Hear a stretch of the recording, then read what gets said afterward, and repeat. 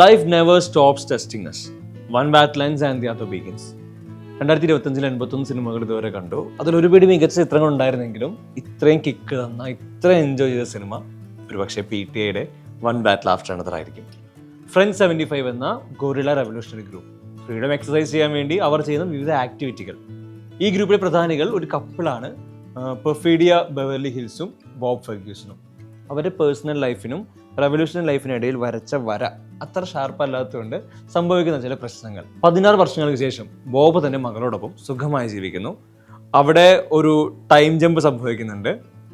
സുഖമായ ജീവിതം എന്ന് പറയുമ്പോൾ ടെൻഷൻ നിറഞ്ഞ സുഖമായ ജീവിതം. അവിടേക്ക് സംവൺ ഫ്രം പാസ്റ്റ് കടന്നു വരുന്നതോടെ സിനിമ കംപ്ലീറ്റ് ഫോമിലെത്തുന്നു. പോൾ തോമസ് സിനിമകൾ is equal to interpersonal dynamics. അങ്ങനെയാണല്ലോ, അതും കടുംകെട്ട് കെട്ടിയ പോലെ കോംപ്ലക്സ് ആയത്. ഈ സിനിമയിലും നല്ല തെളിച്ചത്തിൽ വൃത്തിയായി കൃത്യമായി ഇതെല്ലാം ഉണ്ട്. എങ്കിലും ഇതിനെല്ലാം മുകളിൽ സിനിമ സംസാരിക്കുന്ന കോണ്ടെക്സ്റ്റിലെ പൊളിറ്റിക്കൽ നരേറ്റീവ് ഗംഭീരമാണ്. പെർഫീഡിയ ഷോൺ പെൻ അവതരിപ്പിച്ച കേണൽ ലോക്ക് ജോവിനെ മുട്ടുകുത്തിക്കുന്ന ഒരു രംഗമുണ്ട്.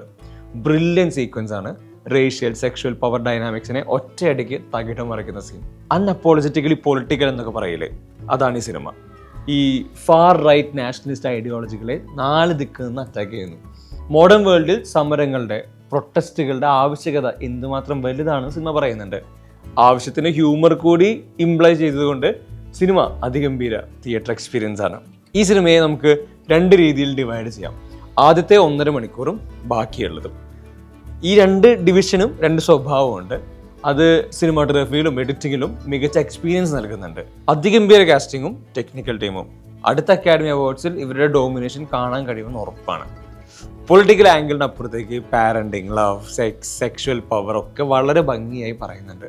ഉറപ്പായിട്ടും PTA ഫാൻസ് മാത്രമല്ല, എല്ലാവരും കണ്ടിരിക്കേണ്ട ഗംഭീര സൗണ്ടും വിഷ്വലും ഉള്ള, സ്ക്രീൻ ഡിമാൻഡ് ചെയ്യുന്ന സിനിമയാണ് one battle after another. Give it A watch.